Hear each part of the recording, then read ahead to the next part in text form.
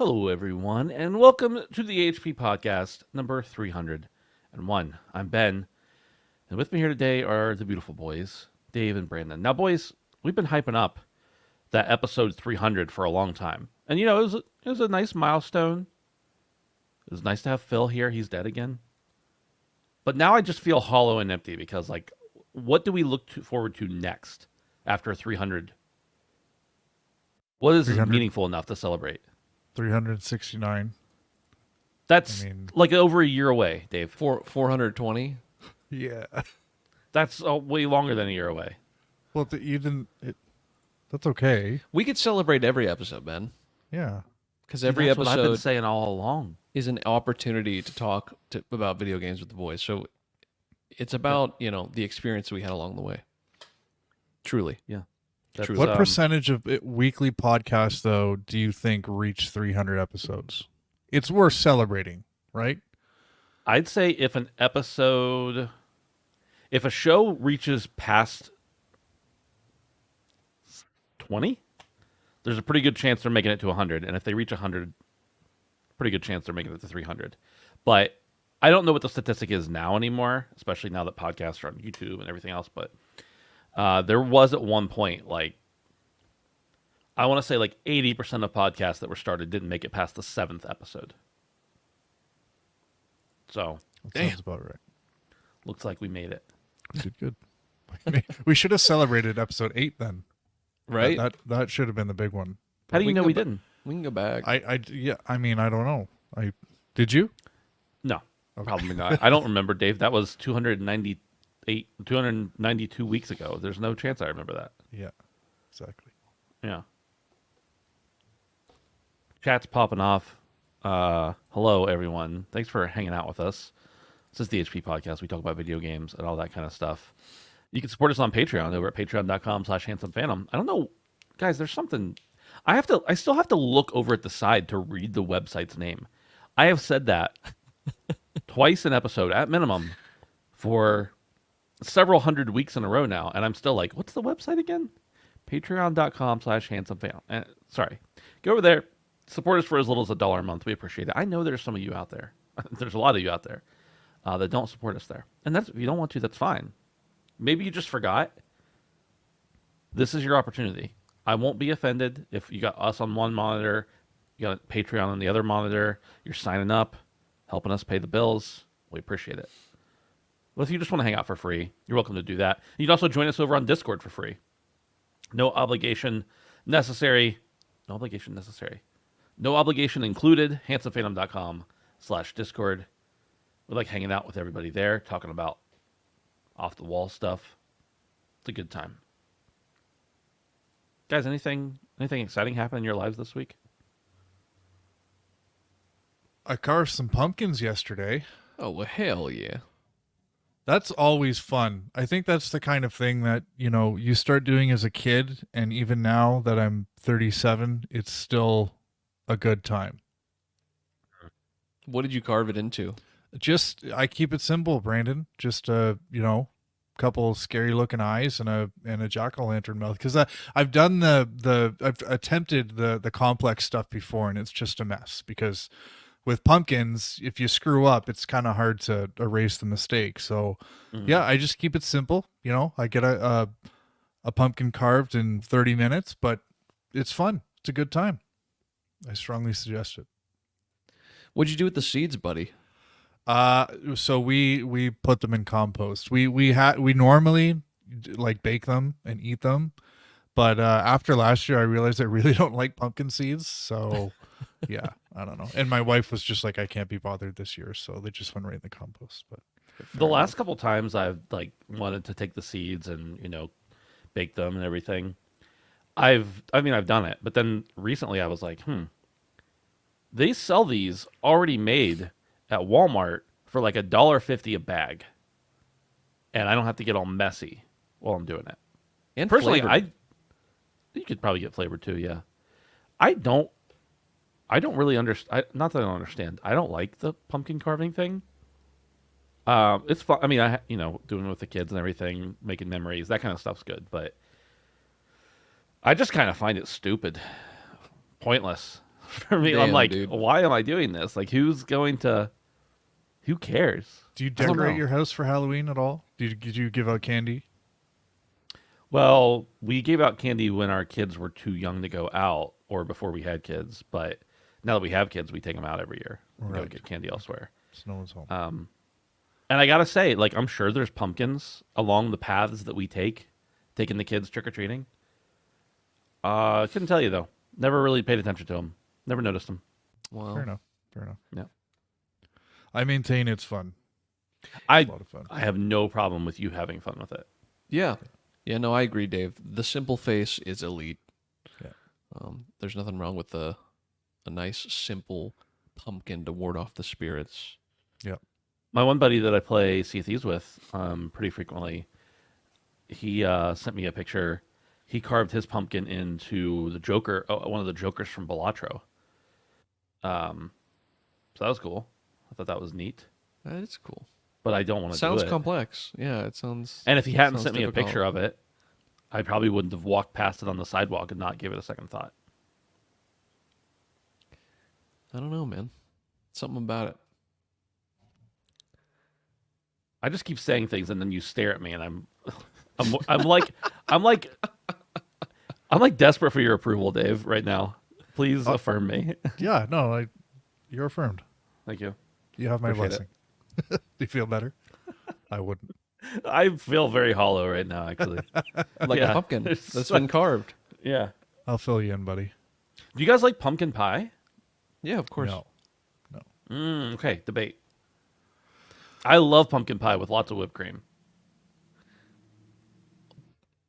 Do you like pumpkin anything, Dave?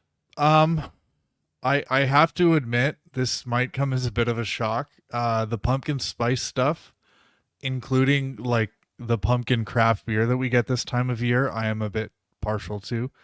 But I don't, you know what? I don't know if I've had pumpkin pie, but the thought of it and the look of it just turns me off. You've never had pumpkin pie? I don't think so. No. So when I said, do you guys like pumpkin pie? And you said no, you were being a liar. Well, okay. So the reason I haven't had pumpkin pie is because I don't like the look of it. So I think that's enough for me to say I don't want it. I don't like it. It just, do you know what I mean? So your food has to be pretty. Well, I mean, it has to be approachable, you know. We're about to talk about Concord and why did that game fail, because it was the pumpkin pie of games as a service, you know. So you're saying that pumpkin pie may be the least approachable looking pie? Is that what you're saying right now? Yeah, I'm comfortable saying that. Why do you like pumpkin pie? Sell it to me. What about a key lime? Because it tastes good. Would you say a key lime was intimidating as well? No, key lime looks good, but just pumpkin. It's the weird orange brownie thing. It's no.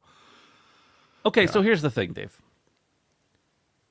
I always give our Ed buddy Walton Dustin. just agreed with me. That's the first time in 2.5 years I've been on this show he's agreed with me. So we can just wrap it up there.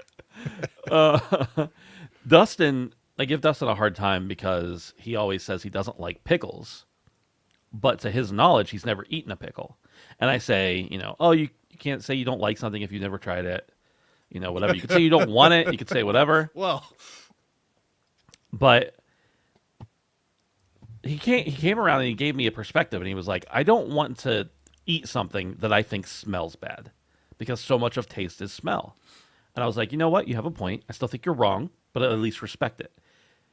But if you want me to also accept if something doesn't look good, that it can't taste good, I don't think I can abide by that because I eat lots of stuff that looks like garbage, but it tastes delicious.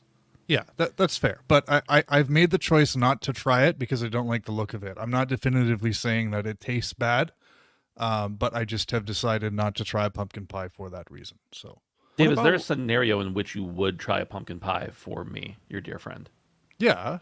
I mean, after this discussion, if I would try it to, fulfill you, full circle moment. But yeah, I don't know. I think you have to.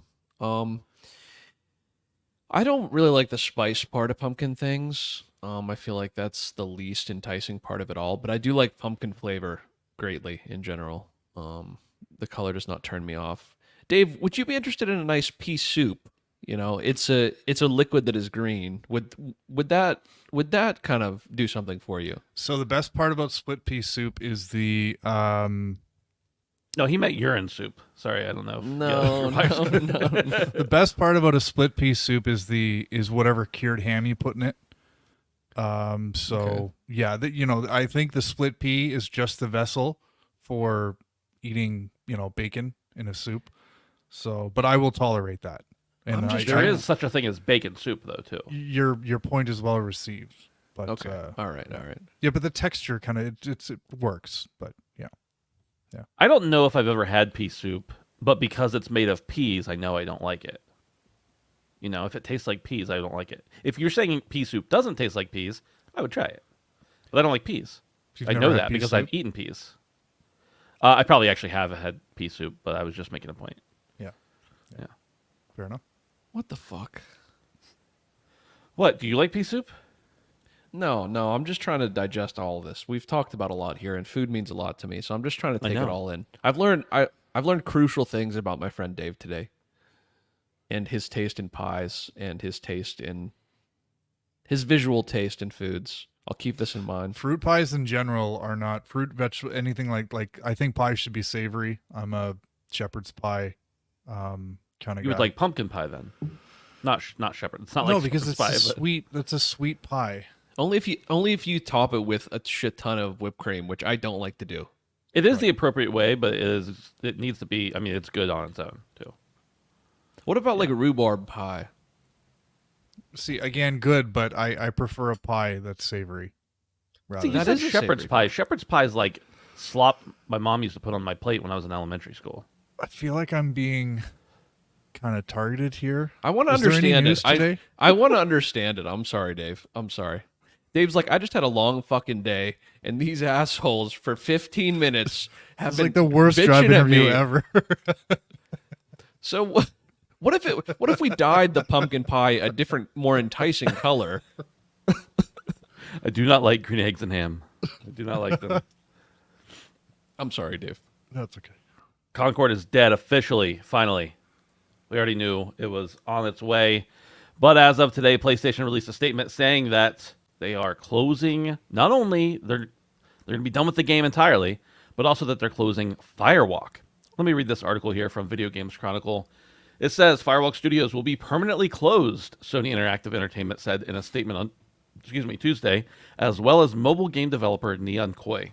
Sony announced plans to take Concord offline, pull the game from sale, and offer refunds to all players who bought it just 2 weeks after it launched in August, citing a poor reception from players. At the time, Sony said it would explore the possibility of bringing the game back in a revised form. However, in Tuesday's statement, PlayStation co-CEO Herman Hulst confirmed the company had decided not to move forward with the title. Quote, regarding Firewalk, as announced in early September, certain aspects of Concord were exceptional, but others did not land enough with enough players. And as a result, we took the game offline. We have spent considerable time these past few months exploring all our options. After much thought, we have determined the best path forward is to permanently sunset the game and close Firewalk Studios. I want to thank all Firewalk for their craftsmanship, creative spirit, and dedication. He added, also, the PvP first-person shooter genre is a competitive space that's continuously evolving, and unfortunately, we did not hit our targets with this title. We'll take the lessons learned from Concord and continue to advance our live service capabilities to deliver future growth in this area. Etc., etc., etc. Boys, this feels like just beating a dead horse at this point. And that's fine, but this is a bigger step because I think we all assumed Concord was gone. Maybe it could come back, but it was never going to be successful. But we had only been able to speculate, really, on the future of Firewalk. And this is a big one, in my opinion. Not because Firewalk has some, incredible pedigree or something behind them, as a studio. Maybe they have individuals that have great pedigree, but as a studio. But they were a baby of Herman Hulst, and then they spent a lot of money. Dave, what do you think? Yeah, it's I guess we can officially call Sony's first foray into first party games as a service as an unmitigated failure. And this is, I think a failure is kind of shortchanging it, because this is a disaster, and it really has to go down as one of the most profane cautionary tales in video gaming, because this is just awful. Like it's brutal for everybody involved. It's brutal for the gamers who bought the game, and like Concord was a decent game. People by all accounts were enjoying it. And for it to be killed off, like not just die off, but be killed this quickly it's insane. And what I really want to know is, what has Sony learned from this? Because as we know, this was their first sort of big step into this kind of market, and they went out and they created a studio for this and invested a lot of money. And as we know with games like this, like their leashes are really, really short. But even with that said, like this is a crazy turnaround for something this big. But I do wonder if Sony has learned from this, and I kind of think of some of the lessons they probably should learn from. One of them is, like, obviously we talked about it at length, but probably don't put a price tag on a new IP in a subgenre that is generally free to play. That's probably a good one.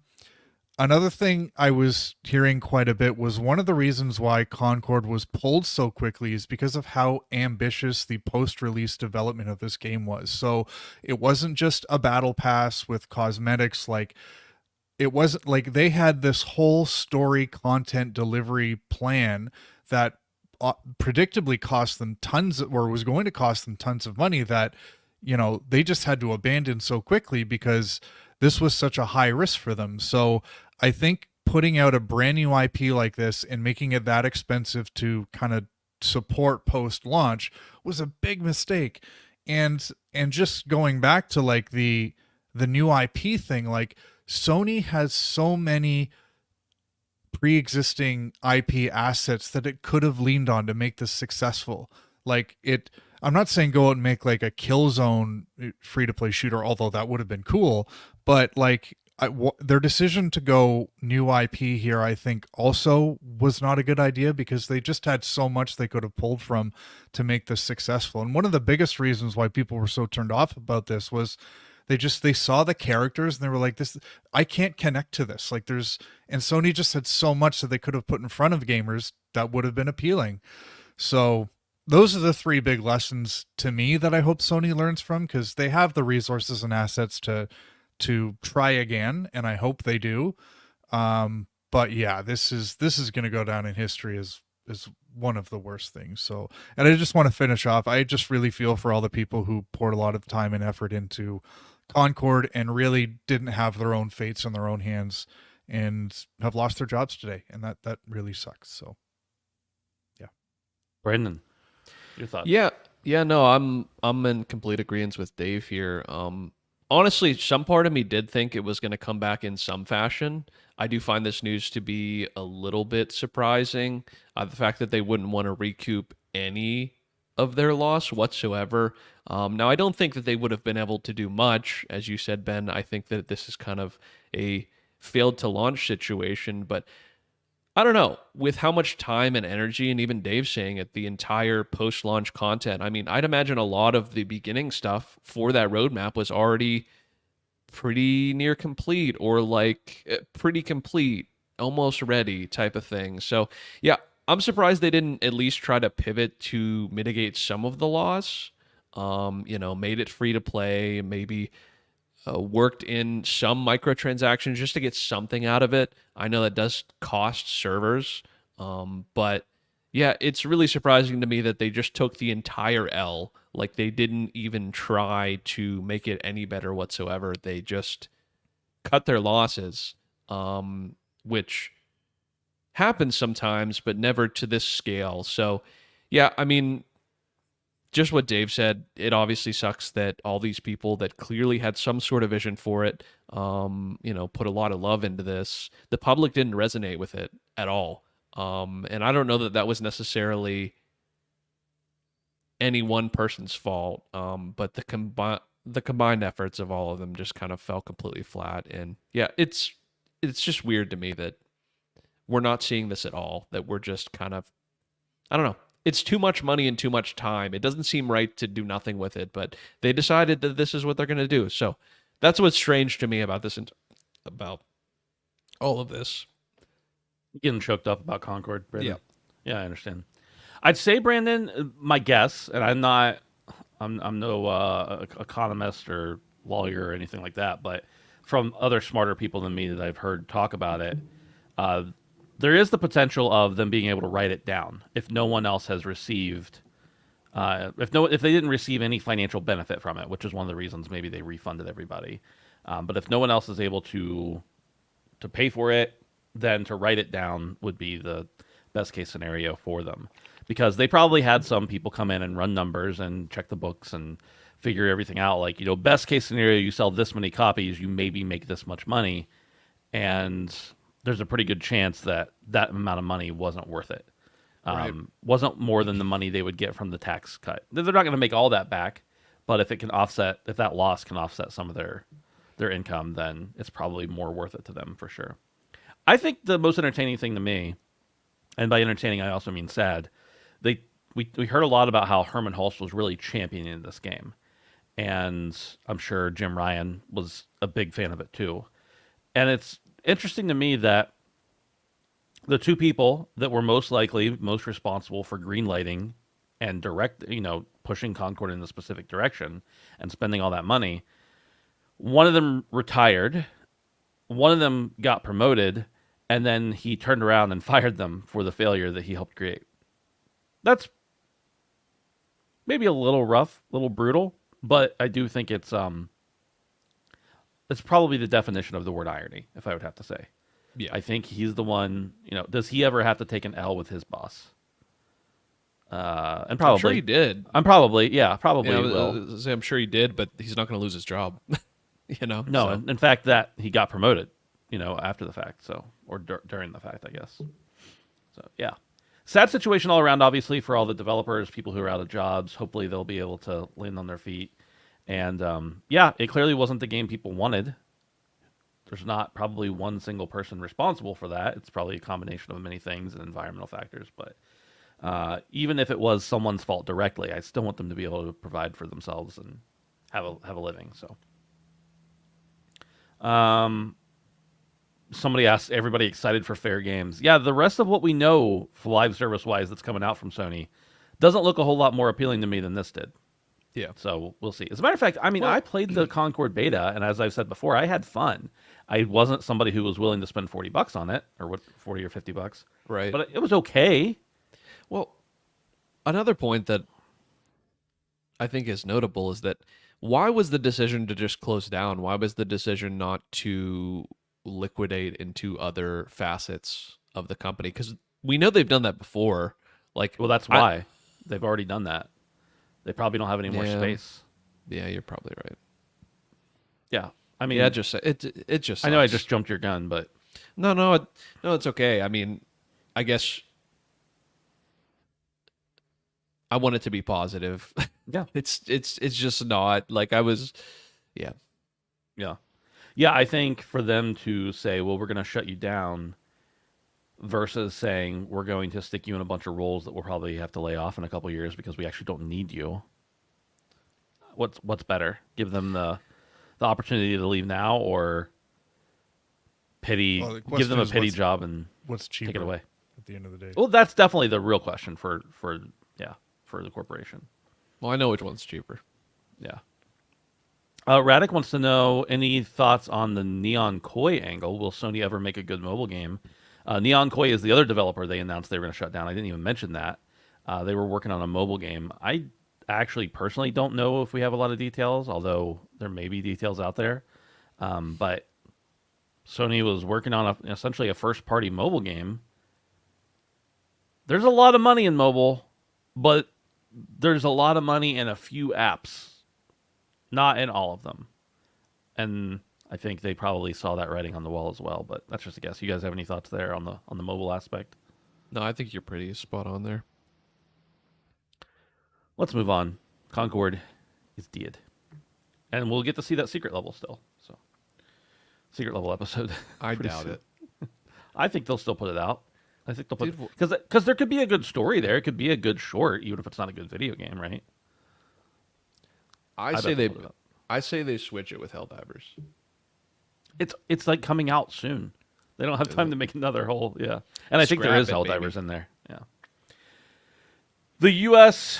Oh, let me find this article. The U.S. Copyright Office will not expand an exemption to the DMCA rules that would allow for video game preservation in libraries and archives. Since 2021, the Video Game History Foundation has been working with the Software Preservation Network to find a way for libraries and archives to remotely share digital access to out-of-print games, which are currently forbidden by Section 1201 of the DMCA. In its own statement, the VGHF said it was disappointed by the office's decision. Preserving games has been a long-standing issue in the industry, both in and outside the U.S., and the VGHF has previously made moves to preserve, celebrate, and teach the history of video games. Last year, the foundation released a study saying 87% of games released prior to 2010 in the country were virtually inaccessible. In page 191 of the Register's recommendation, the office cited comments from the ESA, the Entertainment Software Association, which claimed preservation supporters like VGHF did propose a clear requirement to know who the users are or why they would want to access a game. Likewise, it suggested those lack of requirements meant supporters aimed to reserve almost complete discretion in how they would provide access to preserve old games. This goes on to say that the ESA has repeatedly pushed back against game preservation efforts and obviously continued to do so here. And they basically said that a substantial market still exists for classic games, including secondary markets. Now, well, yeah, I understand some of the reasons why you don't want to just have blanket preservation, because it leads to piracy. When it comes to really super old games, I don't know if there's a victim, but that's beside the point. It's still the law, so whatever. But I don't understand why moving forward, why going way back we can't preserve these games, especially the ones that are, stranded on old hardware and maybe not even physical, especially those. But anyway, what do you guys think about this? We talk a lot about, physical digital media preservation, all that kind of stuff. And at the end of the day, maybe none of it really actually matters the way we think it does. But obviously, the VGHF has been working for something here and got shut down. Yeah, no, I think the VGHF is doing really good work. It's kind of sad to see that the ESA is kind of fighting against what I think is the right call. This is actually a pretty crazy stat that 87% of games released prior to 2010 were virtually inaccessible. And even though there are concerns, and I would understand where you're coming from, Ben, piracy could be a problem as far as this is concerned. I think that number kind of speaks for itself that, Just to clarify, I don't agree with those concerns. I'm just saying Right. I understand them. Yeah, okay. right. No, exactly. And that's what I'm saying. I think that's kind of the spin is that it really is a money play.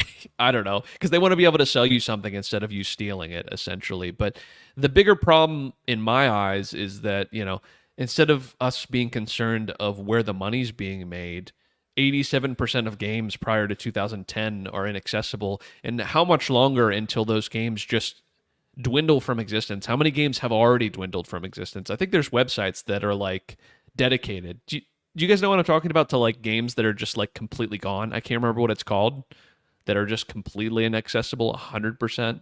I know what you mean, but I don't know what it's called. Yeah. There is a website out there that has like lists of every game that is quite literally out of existence now. Like you're not able to play it anymore.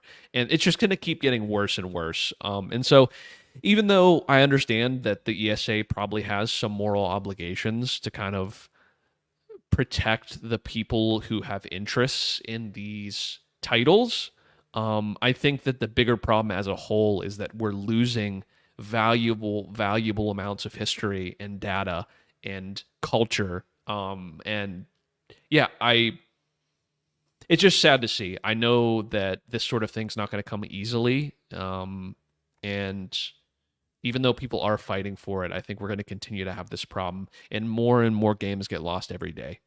So yeah, it's disheartening, especially for someone who's such a fan of the medium, because it's going to get worse. So especially with the rise of digital, it's going to get worse and worse and worse, because soon, there won't be physical. And that's how some of these things are still around, even, I would imagine, is because there's physical, tangible copies of them. And once that completely goes away or is next to non-existent, what do you have? What can you have? Nothing, if we don't protect it. So yeah, this is sad news, boys. I think about one of those games that kind of almost completely disappeared was Scott Pilgrim on the 360. Or maybe was it on the PS3 as well? I can't recall, but at any rate, it was on the 360, and it had been delisted, and of course, many years had gone by. Now, yeah, it was re-released, and it's it's available now. It even came out in physical copies, whatever. But had it not, and had it just remained unlisted at a time when it was still popular, it was unlisted. Eventually, all those machines break, or all the people who have the ownership to download that file again die, or quit playing games, and eventually that game just is no longer accessible at all. And I think that's a classic example. That's why it's cited so often by me specifically, but many others as well, of games in that situation. Dave, you've recently gotten into retro collecting, and again, not necessarily talking about physical versus digital games here. We're talking about preserving our history. Yeah, I saw a video a little while ago about how a lot of the older games for Windows PC titles were like they didn't work anymore, even if you had the disc, because they had this like executable security check that needed to run that no longer worked. Mm-hmm. So like you weren't, even though you had the disc, you couldn't actually install it because the process to check on Microsoft servers if you own the game didn't. So yeah, there's a lot of really weird stuff like that, and I don't know. Does this prove that ESA is in bed with Nintendo because of their stance on this? Their statement in this article from 2023, where it says preservation is an issue to be handled by publishers and their affiliates, not historians or activists of any kind. I think I get the logic there, but I think to expect that there would be a unified and consistent effort coming from publishers who are profit first is kind of naive. It's sort of like expecting big corporations to have environmentalism front of mind. Like, yeah, they'll say it in like press releases and stuff, but at the end of the day, what makes the most money is what's going to be important. And I think preservation is just not something that's front of mind for a lot of these companies, especially when it comes at the cost of making money. So I just want to echo what Brandon said. I think this group, I can't remember the NH whatever, the preservation group, is doing really good work, and it sounds like they're not going to quit, which is great. Because yeah, this stuff is just going to start to disappear, and a lot of it already has. So I think we need more bodies like this to kind of come together and preserve these games, because we're already starting to see it. And yeah, with the digitization of video games, it's just going to get worse. Yeah. Yeah, and I understand the perspectives of, oh, this could be used for pirating means and everything, but like, then codify it into the rule that these can be preserved, but they have to be preserved in this way and by these people and whatever, you know. And you making the example of people who should be responsible. It's like asking a soldier on a battlefield to make sure that they preserve all the remnants and the flag and everything else that was carried around. Right. It's like, no, somebody else is going to come in and make sure that's all. I'm not going to ask the soldier that carried the flag to make sure his family keeps it for hundreds of years or whatever. Right. Yeah. Now, one thing I might reach out to this board with a suggestion. Do you guys know the seed vault? The vault that has all the seeds. It's like Yeah. So what if I'm just saying? What if? What if it can never be pirated if all of the video games are in a seed vault? More or less. I think I'm onto something here, boys. You could probably put them all in like a Raspberry Pi, and then Just one Raspberry Pi in the middle of a giant vault. It's like the Unabomber's fucking shelter in the middle of the CIA warehouse. It's just like on the floor. oh man. Let's move on. Games Radar says No Man's Sky engine programmer Martin Griffiths recently fixed a game-breaking visual bug found in a fan's 600-plus hour save, and it was well worth the extra time to him considering the player's own investment in the ever-expanding space game. As Griffiths describes in his post on the afflicted 611-hour save, helping fix bugs for such devoted players is a priority. Although every bug is important, we can't help but take extra time when the save is in the hundreds or thousands of hours. I think the record is over 4,000 hours. Excuse me. Excuse me. Bless you. I'm okay. He then Choke delves up about into this. Yeah, this is It's beautiful. Somebody else finish. It's Somebody beautiful. else finish reading this. I can't. I seriously, beautiful. I'm like all coughing and I don't know where you left off, Bob. I got it. As Griffiths describes in his post on the afflicted 611-hour save, helping fix bugs for such devoted players is a priority for Hello Games. Although every bug is important, we can't help but take extra time when the save is in the hundreds. Oh, I'm there again. The save. Motherfucker saved the save file. Got it. Brandon's just trying to cover up the fact he can't read. No, dude, I was desperately trying to see where you were. I tried to catch up the second time, and I still couldn't figure out where you were in the article. Too, Ben, I'm sorry. Okay, long story short, they fixed it. That's what I said.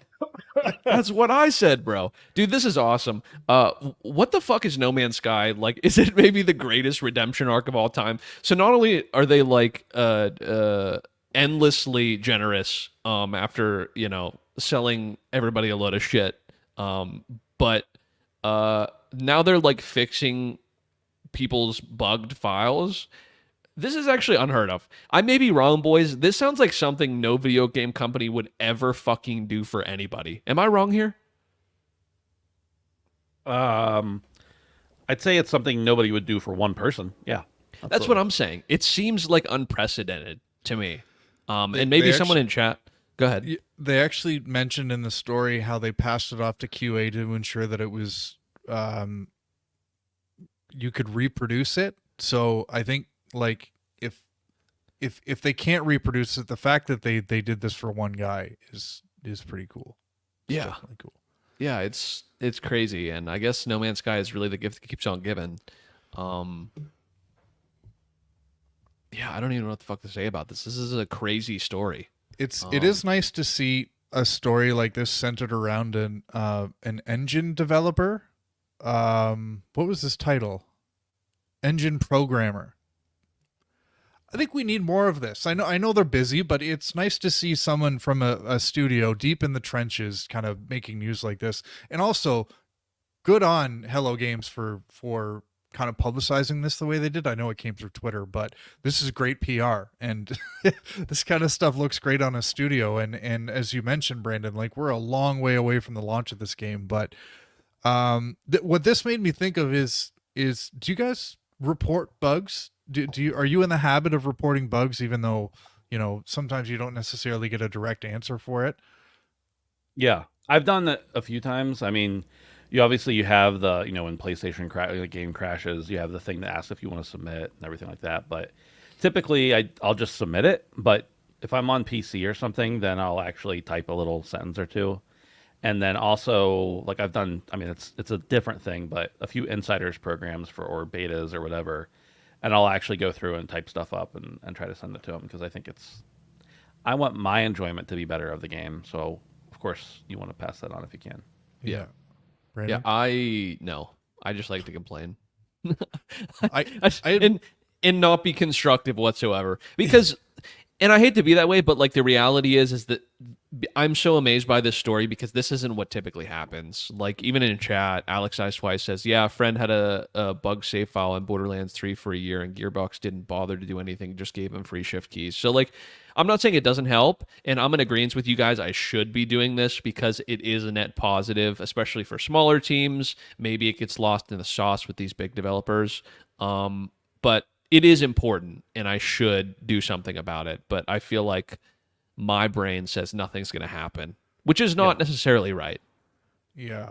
I need to do it more too. I think, like you, Ben, I do the accept and report on PlayStation, but who knows what actually happens there. The one time I did do it was with Skull and Bones, because it was preventing me from getting my platinum. So in that case, I actually did the Reddit forum research and was like, this is a bug. Like, people need to know about this.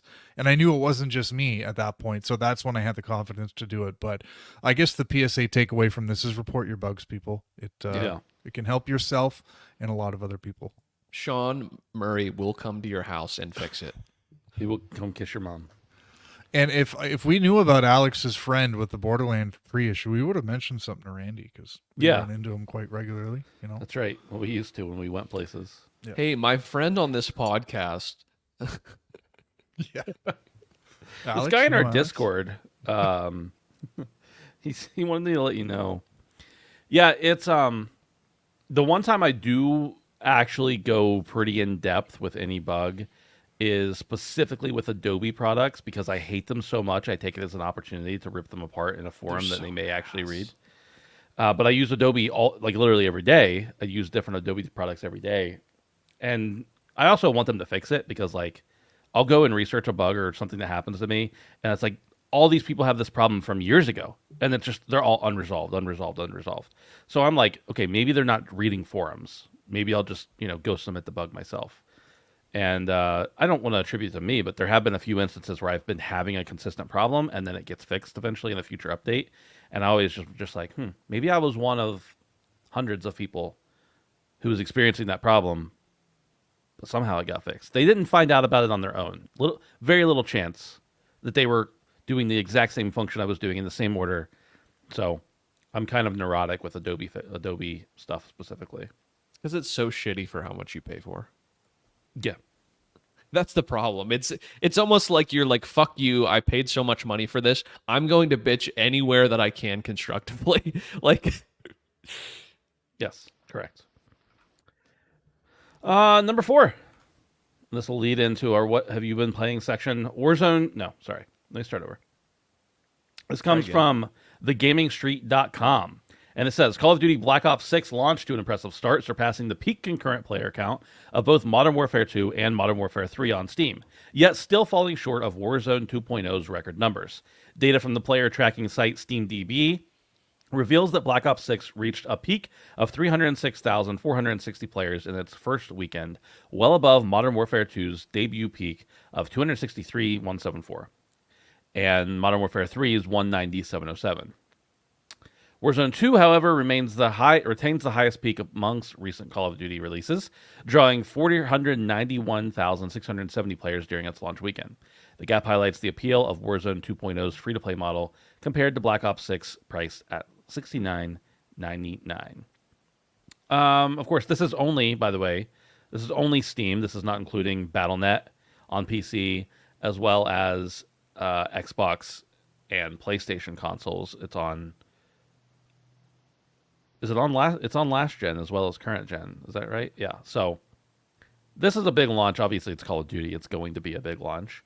But I want to hear you guys sound off about this. And obviously, Warzone is free to play, so it's going to have a slightly bigger launch. But this isn't that much smaller for being a full price game, in my opinion. Brandon, take it away. Yeah, I think that's kind of like the sticking point is what you said, Ben, is that like I think this is a monumental achievement for them because even in spite of Warzone being free, they're on its heels.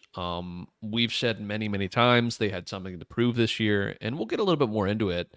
But they've definitely broken some of their expectations. I'm positive of it. I wouldn't be surprised in the next couple days if we're getting tweets from Microsoft, we're getting tweets from Activision stating milestones, because I think we're going to get some really big milestones this time around. I think we might even break some records. So, yeah, this is great. I think the game's great. I want to be very careful about how I talk about it this episode because I know it's a very exciting thing for me because I'm very nostalgic about Call of Duty, and I'm really trying to come at it in a very not jerk it off kind of way. Does that make sense? That's the least eloquent way that I could have put it, but like you don't want to fellatiate it. Is what you're right, saying. right, yeah. I don't want to work the balls. You know what I'm saying? Like I don't, Mr. Activision. But no, this is good. This is good, especially for someone who's a fan of the series. I don't think that they needed the numbers. I mean, I kind of toe the line of like wanting them to fail and wanting them to succeed because I love the series, but I also am not necessarily always rooting for the big guys, and they are like the biggest guys in gaming pretty much aside from the sports people. So it's good for me because I want a good experience, but I don't know, boys. I'm conflicted. This is good news though overall. Dave, what do you think?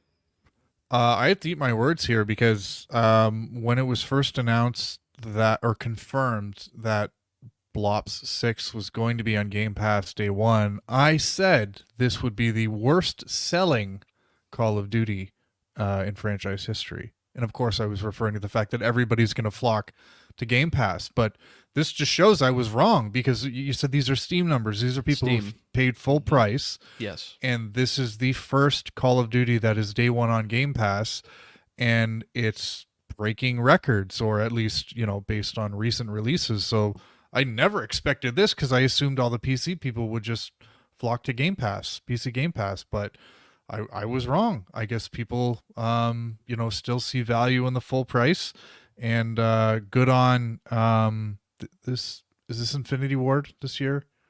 No, it's Treyarch. Good on Treyarch, because we know that they've had a considerable amount of time on this project, whereas we haven't seen that as much with some of the other Call of Duties. So good for Treyarch. People were excited to see Black Ops come back, and I'm happy to hear that people are enjoying it. And your approach is right, Brandon. You're recognizing the honeymoon phase, because in 2 weeks, it's when the bitching starts. But I think the Warzone thing, just to touch on it briefly, I do wonder if Warzone 3.0 came out last week or next week, what that would be like, because I kind of feel like people have cooled off on Warzone quite a bit. And when Warzone 2 came out, it was a similar sort of sentiment where popularity had gone down, but they promised all these changes, and it was going to be revitalized. It's just going to be like the heyday of Warzone. and obviously it was really popular. But I do wonder if Warzone 3.0 came out, if it would have the same reception, if it would beat out Blop 6. I don't think it would. Just guessing there, but I do feel like people have cooled off on Warzone quite a bit, and the casual people have migrated to other things. So Yeah. but yeah, I'll hand it over to you guys because I know you both have been playing. I have not. So yeah. Well, one more thing I do want to say about the Warzone and Blops is I think it's very smart of them to not release it in tandem, because that would completely split their audience. I don't know that anything's been confirmed yet, but what I'm seeing online is that we're maybe going to get something smaller by the end of the year, Warzone. That's kind of the rumor mill right now. But then the much larger Verdansk is going to be next year. So I was seeing rumors swirl today. I can't substantiate any of them. Maybe someone in Discord or someone in chat can substantiate them if we've had any confirmed news. But I think a smaller map will be released this year. But then the larger expansion will be waiting till next year, which I think is in their best interest wholeheartedly. I'm in agreement with you as well, Dave. I don't know that it would have made the Black Ops 6 launch bad, but ultimately they would have been cutting into their own profits at that point. So, I mean, Warzone definitely makes a killing, makes a ton of money, but I think if you're somebody who's like, oh, I'm so ready for a new war or a new Call of Duty thing, and you have the option at the same time of, well, I could hop into Warzone for free, or I could pay $70 for Black Ops 6. I'm just going to hop into Warzone first with my buddies and see how it goes. And then you're like, oh, I'm having a lot of fun. I don't need to buy Black Ops. So I definitely think there's some strategy there. And I think that Call of Duty, I think with any other game, Dave, I probably, and we still don't know the full numbers of everywhere, all the sales numbers, but I think many people who play Call of Duty year round. Maybe that's not all they play, but they want to hop in every now and then with the boys and hang out. So I think there's a lot of people who see the value in buying it straight up. Now there's also the reality that there are going to be a lot of people who maybe they can't swing it, they don't want it, they just wanted the guys just want to play, so you hop in with them. I'm saying guys, I mean girls too, okay? Don't get mad. But they just want to hop in and play, and oh, sure, I'll just grab Game Pass, and then, oh, guess what? My Game Pass app accidentally lapsed for a month. I forgot to cancel it, and then, oh, wow, this has a lot of games on it. I think that will be a big number, too, that draw people into Game Pass, or people who have been in Game Pass before and had let it go and everything. So that's going to be an interesting case study. I don't know if we'll get sales numbers the way we normally have overall, directly coming from Activision. I think we'll see more like hours played and how many players and all that kind of stuff. But yeah, we're definitely off to a very strong start for this iteration of Call of Duty. And then there was one other thing I was going to say. I don't remember what it was. Probably wasn't that important. Selling lots of games. The other thing. I think most of the people I know who have Call of Duty on Game Pass bought the additional $30 pack to give you extra skins and all that kind of stuff. Because when you're paying for Game Pass already, it doesn't feel like you're paying anything for Call of Duty. So why not spend $30 on this extra stuff? So there's always been that kind of stuff with Call of Duty in the past where you could spend extra. But if I got to shell out $70 plus another $30 on top, I'm less likely to do that than if I already don't feel like I'm spending anything to play it. And again, there's plenty of people that are just like, I'm going to have Game Pass all the time because it's a value for me. And there's other people who are only going to hop in, for a month here, a month there because that's what they want to play. Those people might be less likely. Those latter people might be less likely to buy that $30 thing. But the people who it's just like, Game Pass is like Netflix, and I just have it. A lot of those people who wouldn't normally have bought the extra $30 pack definitely did. Just anecdotally, from my perspective. So, well, speaking of Call of Duty and all sorts of stuff, we'll go ahead and hop into what we've been playing. Yeah, Brandon, why don't you kick us off here and talk about Call of Duty? Try not to fellatiate it too much. Right. No, yeah, I've been enjoying the time I've had with it quite a bit. I don't like that I don't know how much I've played because it's all under the Call of Duty app, so I don't have a good metric on how long I played. Not that it's matters that much. But I surmise that I've played maybe between 15 and 20 hours, maybe something like Brandon, that. You're I looked on Steam, and then you know how it tells you like how much time you've played recently. Hmm. It said you've played like 40 hours recently, which I don't think all of that was Black Ops 6. But if you can kind of guess how much you played before that of Okay, Modern so maybe I Warfare. played like closer to 30 hours. I don't know. It But wasn't Modern Warfare 3, was it? He hasn't. Okay. Yeah, he didn't Okay. play Modern Warfare. Just 2. remember. two. you Two. still I have a restriction in place, I so- remember. I remember. I'm never playing that motherfucking game. That game sucks. But no. Black Ops 6 has been great. We talked very highly about it during the beta time. And it's just more of that. I mean, it's really great to be able to finally have progression that is going to stick. I've talked many times about how important the camo grind is for me. I haven't quite gotten the swing of that yet because the weapons do take a very sizable amount of time to fully level. I don't think it's because, like some of the other games, there's a billion attachments. And there's a lot of attachments, don't get me wrong. But in some of the other games, it was just there were so many attachments, and that's why it took so long. But I feel like the weapon XP is kind of low in this game. I feel like they might do better with improving that slightly.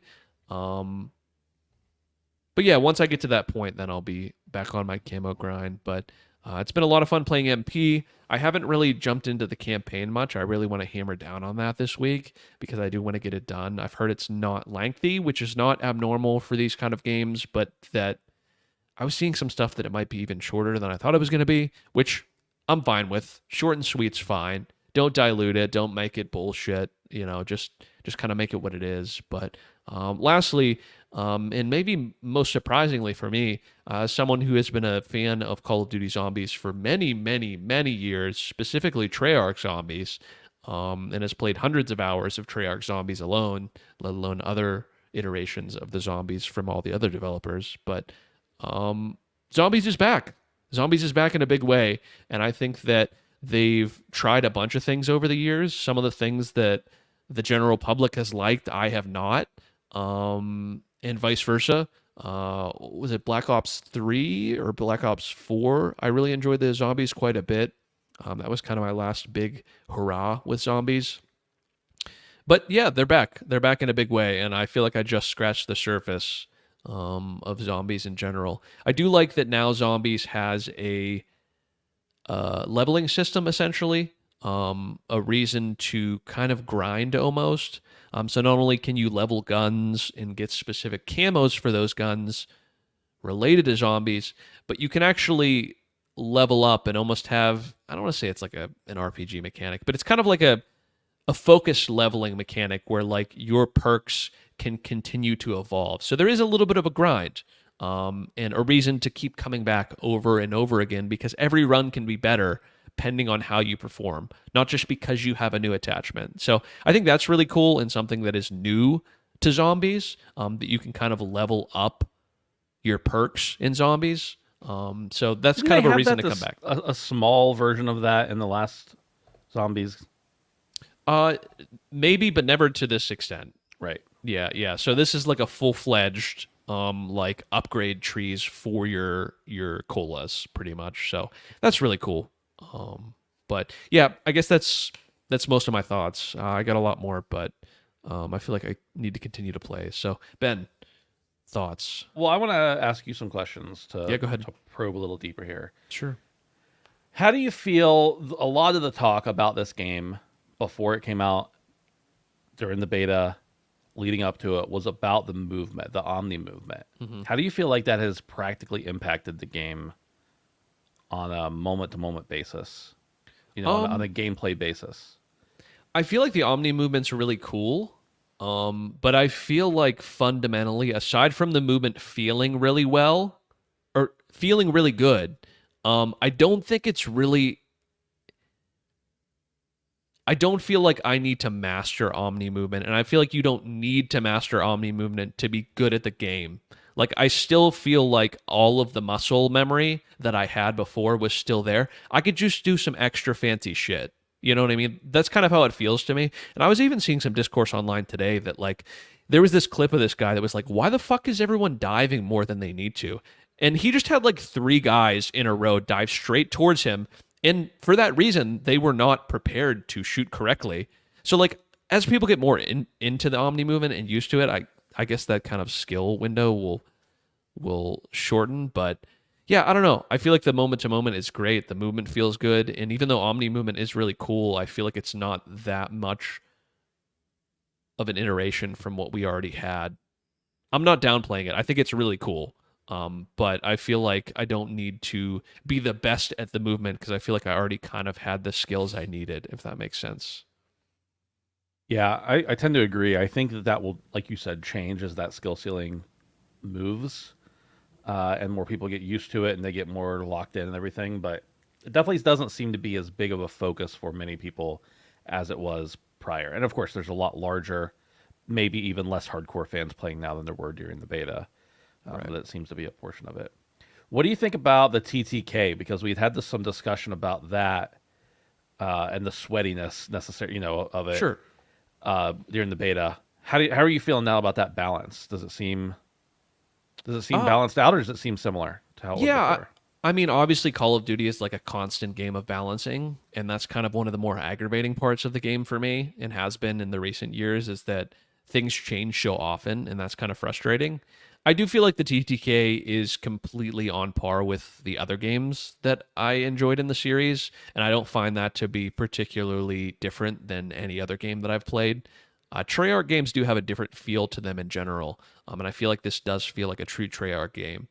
But they certainly have done some adjustments from the beta, not even just quality of life stuff, like gameplay stuff. I know the Jackal was incredibly prevalent. It was the most overpowered weapon in the beta, and I feel like nerfing that into the ground maybe wasn't necessarily the best play, but I feel like that kind of gave many other weapons opportunities to shine, and it wasn't like I was always seeing the same person with the same gun anymore. And that's kind of good, in my opinion. I think that when you can have a diverse bag of weapons at your disposal, that's kind of when Call of Duty shines, because that's the frustration I have with the balances, is that it's the race to see which one weapon can everybody use, so that way they can get a slightly quicker kill time on you. And that's like with the rise of internet and the rise of like, this is the 5 best highest damage class, that's like a thing now. But like Call of Duty can do its best to make that balance from the bottom to the top in weapons smaller, and I want them to continue to do that because I feel like there's a good variety right now. Last question from me. The what do you call them? Perks? Not perks, but kill streaks. Yeah, We've seen some new kill streaks, some old kill streaks. Sure. Grenades. I'm sorry. I'm talking about kill streaks and like what are the things called that you accessories? score The thing streaks. Score streaks, but I'm talking about like equipment. equipment. Thank you. How do you feel about the mixture of those combined in? I will say I'm a pretty meat and potatoes kill streak kind of guy. I have been this way since the beginning of me playing Call of Duty. I like to have a UAV, I like to have a counter UAV, and I like to have a third iteration that is usually something that I don't have to control. And my reasoning for that is because I never want to stop shooting shit. Okay. So if I got to stop and put up a turret, or I got to throw down a mine, I've stopped and broken my concentration from aiming and shooting. So with a UAV, it's like reloading. I just press the button and it flicks on. I just press the counter UAV, and then I could just throw a helicopter up in the sky. So I just never want to stop shooting. So I will say, as far as kill streaks go, I don't think I've really explored a lot of the new ones yet. I don't think there's anything like groundbreaking or anything that we haven't seen something similar to before. But I will say there's some cool new additions to the equipment. There's like a mini bomb that's like a motion sensing thing. And I know that's kind of like a claymore, right? But to see it done in a different way is kind of cool. There's also like almost like motion detecting beams almost. Alert mines or something. Yeah, like that. yeah. So you like throw it down, and then when someone walks by it, there's a loud siren that plays, which is kind of cool. And there's some other things, like I saw one that was like a a spy camera, which like temporarily highlights the player through walls or something like that for a very small amount of time. So there's definitely some cool stuff they're doing. I don't think they're necessarily reinventing the wheel here, but I think that it really goes to show how much time extra, even if it was just a year based off of the other Call of Duties, that they can put into this. And who would have thought more development time equals better game? I mean, that's like a crazy ideology in today's fucking game industry. But more development time does usually mean, not always, does usually mean better games. So I'm pleased so far. I'm cautionary, like I said before, boys. But yeah, I've had a great time, and I want to continue to like feel it out. You know what I mean? Because I definitely still am in the honeymoon phase, but I'm having a good time. So, Dave, you're not playing Call of Duty. Any questions for Brandon or me? But Brandon, I like to ask Brandon the Call of Duty questions. Any comments? You don't have to. Just giving you the option. So is TTK is shorter, right? Like it's considerably shorter than, or are you saying it just feels like Call of Duty? it feels like Cold War to me. Right. Did you play Cold War? Did you like I Cold did. War? Yeah. Yeah, I don't know how to describe the feel of these games, but as someone who has come from a large background, in a majority background of playing Infinity Ward games, they have a different feel to Treyarch games. And it's not even just TTK. I mean, that's factored in slightly, but it's just an overall feel. And I loved Cold War. So to kind of be back to that feel, if you even enjoyed that game a little bit, I think you'd enjoy this, honestly. And I would not be too intimidated by the Omni movement. I know based off of what I said earlier. I think that maybe as time goes on, people will learn new tricks to have it kind of be a little tricky if you're not like completely sweating out. But I don't know. I haven't felt like it was any more than any other game I'd played. And that even though there is a new skill to be added, that it didn't really affect it that greatly. So, wow. Cool. Wow. Wow. So most of my playtime, I was away this last weekend, but most of my playtime while I've been home has been Call of Duty. I also, while I was on the trip on the Steam Deck, played a little game called Iron Meat. It's a 2D side-scrolling Contra game. I mean, it really is Contra at its core. It's bullet hell. It's, attack. But it's Contra if Contra were modern, I guess you could say. And we haven't had a modern Contra game in a long time. Lots of power-ups, lots of big bad enemies. The game is tough as nails, I was going to say hard as nails, and I don't think that's the phrase. The game is tough as nails. It's bricked up. It's really rough. I only played, I don't know, maybe like an hour and a half, and I was in the car when I was playing to some extent, so I didn't get a full lot of experience in it. But I think this game is relatively cheap, and it's available for everything, including handhelds and everything. So I would at least check it out. See if it's something that looks like you would enjoy it. Like I said, lots of power-ups, lots of bad guys, and the game has the word meat in it, so it has to be good. But I don't have a very in-depth analysis or anything of this game, just because I've got such little time in it. But I just want to mention that I had played it thus far. And Dave, what do you have? Yeah, well, save the best for last, I suppose. It's Yes. launch week. It's the most exciting time of the year for gamers because we have all these great new games coming out. So I played Deep Rock Galactic this week. Or Carl.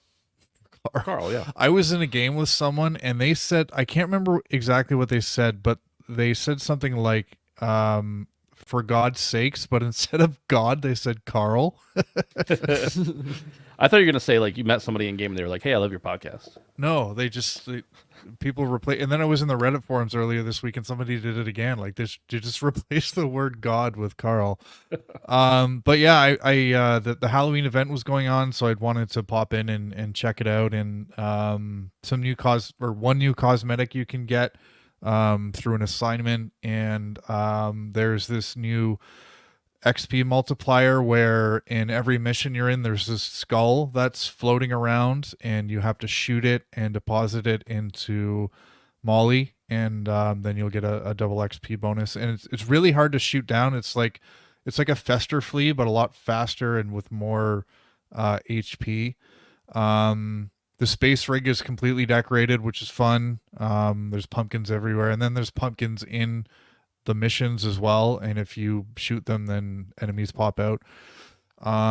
So yeah, I love me a seasonal event, and Deep Rock Galactic always delivers. I finally promoted my gunner on my PC save file, so that's cool. I'm confident in saying I'm a gunner and engineer main, because I just don't really have much interest in the other classes. But Ben, I know you played fairly recently. Brandon, do you recall the last time you played Deep Rock, roughly? A lot, like for more than a night, Yeah. over a year. The reason I ask is because I suggest you check it out at some point, because in my opinion, the game has changed, not fundamentally, but I feel like there are just so many more random events in the mission. So I think when we first started playing and you introduced Ben and I to the game, it was, you were doing a point extraction, or you were doing an escort mission, or you were doing like the Morkite refining or something. And that was kind of it. But now I feel like almost every single mission I have, if not one or two random events that occur in. So it's like a mini boss will show up, or some sort of extraction mission or something. Like, I just feel like those things didn't pop up as much, and now they do, and it adds so many more layers to the missions. So yeah, if you were gonna play it again, I'd be interested to see if you felt like it felt a lot different. But yeah, Deep Rock is just the gift that keeps on giving. Also, I didn't play Survivor, but there was a pretty hefty update to Deep Rock. I saw Survivor. They added a new world and a bunch of other stuff. So if you've enjoyed Survivor, now's a good time to check it out again, or for the first time, because there's some new stuff in there. The only other thing I played, I just jumped into Gran Turismo 7 earlier today, and I just wanted to check out the weekly events, because Brandon, you mentioned that a couple weeks ago, and I hadn't actually gone in and tried those. They were okay. The races are just kind of slightly harder menu races, where you have some criteria for the car you're going to enter with, and you start the race in dead last, and you have to go in with an overpowered car so you can get to third place before the race finishes. But so the first three races were pretty simple like that, but the fourth race, it was rally cars on Tokyo Expressway, and tire deg and fuel consumption was up to 8 times multiplier. So it was 10 laps, and there was rain, so you had to pit, or you'd run out of fuel and your tires would be completely worn out by the end. So I like that kind of stuff, because if you just do the menus and licenses and stuff like that, you never have to pit in Gran Turismo. But in Gran Turismo, I think motorsport is so important, and like managing your tires and managing your fuel consumption and deciding when you're going to pit, and what tires you're going to start with, when you're going to what tires you're going to swap to, all that is so cool. And I love that they're putting stuff in the game that forces you to do that. So I really enjoyed seeing that kind of race in Gran Turismo. But I think I'll continue to check out the weekly stuff. I don't care about credits. I don't care about collecting cars. I just like racing on the tracks and doing cool stuff like that. So yeah, that's it for me. Nice. One day I'll get back to Gran Turismo. I went really hard whenever I did start playing it, and I blitzed through the whole campaign. And then I wanted to get into more stuff, and I played a little bit of this and that, but I had a wheel I thought was coming, and then that deal fell through, and then I just never got back to it after that, because I was like, well, I'm not going to play without the wheel since I know it's coming. And then by the time I found out it wasn't coming, I was on to something else. So, but I do love racing games. I always have. That's some of my earliest PlayStation 1 memories is racing games. I mean, I played, Crash Bandicoot and platformers and everything, but there were a lot of racing games for PS1 for sure. I think that's it then, boys. Yep. I think that's everything we got. That's it. Don't forget, you can support us on Patreon over at patreon.com/handsomephantom. We appreciate seeing you over there. And on Discord at handsomephantom.com/Discord. Boys, we need a title for the show. I don't know what it should be. I imagine if you're an audio listener, or if you're any listener or watcher after that's live, you're like, oh, this is a weird part of the show. I already know what it's called. Concord. Part 3. Yes, someone said Concord Part 3. Okay, there we go. It's easy enough. Thank you, Alex. Or whoever said Concord that. again. Concord for good. I think we did Concord, but I don't think we did Concord Part 2, did we? Well, this is that's part okay. 3. This is part 3. Yeah, That's right, yeah. it's like It's- it's like Troll 2. That's right. Unlike old video games, this show is preserved somewhere, so we can't go back and check. That's true, but the chances of me doing that are pretty slim. I'm going to be honest with you. All right. Thanks, everybody, for hanging out. I'm not going to stick around afterwards tonight, but we appreciate you hanging out and being with us. Until next time, goodbye. Bye.